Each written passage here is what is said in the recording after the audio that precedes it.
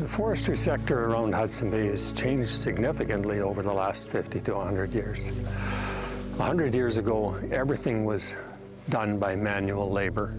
Logs were transported via river drives because there were no roads. Mills were powered by steam rather than diesel or electricity. In the early days of forestry in Saskatchewan, protecting natural resources and conservation of the resources was not a concern to the people that came in and did the harvesting in those days. There was no reforestation that took place. They built dams and changed waterways basically at will, and timber was their only concern. Since then, there's been more and more of an emphasis on conserving the other resources in the forest, the wildlife, the fish, the water, and the soil. Beginning in the 1940s, there was talk about sustainable resource management, but it wasn't really until the mid-1960s where there was an onus put on the companies to do reforestation of the areas that they harvested. And that continued to evolve over the next 30 years into the 90s when some of the current standards were applied. By that time, the emphasis had changed from just timber to what's happening with all of the resources out there. What's happening with the wildlife, and how are the logging operations affecting wildlife? How are they affecting fisheries? What type of crossings need to be put on streams in order to minimize the impact on fish populations? Forest industry is really focused on maintaining the natural resiliency of the forest and carrying out best practices to ensure that we're protecting the soil, protecting the water, protecting the natural regeneration response that's already there. Best management practices in the forest industry are one, following the natural forest patterns harvesting approach, so trying to replicate something similar in pattern to what fire would do, leaving residuals within the harvested areas, so islands and clumps of trees that may act as seed sources, they act as hiding cover, and then they act as refugia for species. So again, it goes back to working with the natural resilience that's there. Beyond that, I think we're getting into much more work at planning crossings, so understanding not only the normal water flows, but what extreme water flows might occur. And so using technologies like LIDAR, being able to put those into water flow or basin calculations to understand the water flow, size things accordingly, employing erosion controls and the use of erosion control materials just to ensure that we're not adding sediment into creeks and protecting the overall water course that's there. And then I think just overall communication, that there are a lot of tools now to be able to communicate with stakeholders and rights holders, in addition to face-to-face conversations. But we're able to have more discussions, be better at tracking commitments that are made and following up on those commitments.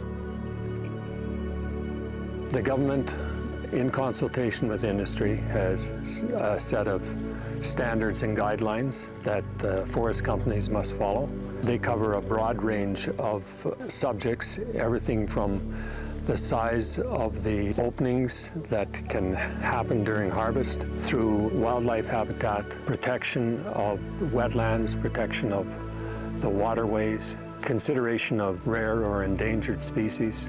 They lay out the standards that forest management plan has to meet in order to be approved by the government. In addition to the 20-year forest management plan, an annual plan has to be submitted. The annual plan is what actually gives the company permission to harvest. The 20-year forest management plan is a general overview. Each annual operating plan has to tie into that forest management plan and fit within that framework. So once they get approval to harvest, there are still numerous standards and guidelines that they have to meet during the course of that harvest in order not to run into difficulties with the province. Beyond that, I think we're really working to look at things through a climate change lens, where in the past we have maybe thought of things in terms of weather and maybe a much shorter time frame, and now thinking longer term about what our activities do on the landscape and how do we mitigate sort of the impacts that they're creating. The greatest threat brought about by climate change in Saskatchewan is likely related to wildfire. And so we have the combination of an aging forest, drier conditions, and so we're getting fuels starting to accumulate, and the potential for fire risk and seeing fires later in the season or starting earlier in the season, I think poses a great risk to us. We try to manage that through natural forest patterns harvest, through following the wildfire standards, and then just training and education of our staff and operators. Where the climate change piece comes in is if we start to see variability in the amount of precipitation we get. So if we get extreme weather events, really it's a trigger for us that we need to be shutting down operations. And the reason we would do that is that the soil becomes saturated. It has less holding capacity, and the equipment we use to do the harvest potentially could compact the soil or create rutting, and that will affect the root mat and in turn affect the natural regeneration response we get from aspen.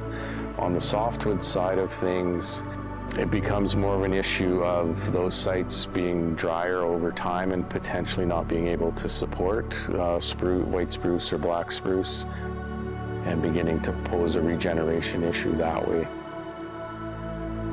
Climate smart forestry, it's going back to doing the best practices starting right at the beginning when the harvest is occurring. So I think it really comes down to practicing good forestry. When you start to think about things like water courses, it's looking at new designs using clear and span bridges so that we can better deal with high water events that we might see following, say, extreme rain or something like that. Looking at designs like arch culverts to limit the amount of disturbance that we're creating when putting in crossing installations, and really looking at prompt reforestation, so to get the forest back growing after it's been harvested. I'd like people to understand that there's certainly no free-for-all in the forest. It's highly regulated. It involves consultation with other users of the forest and with rights holders such as the First Nations and the Métis people. The other part of climate smart forestry is just staying up on the research, being willing to change practices when new information is available, and being in a circle of trying to be constantly improving what we're doing and putting out a better product or performing better on the land base, ensuring the sustainability of the forest.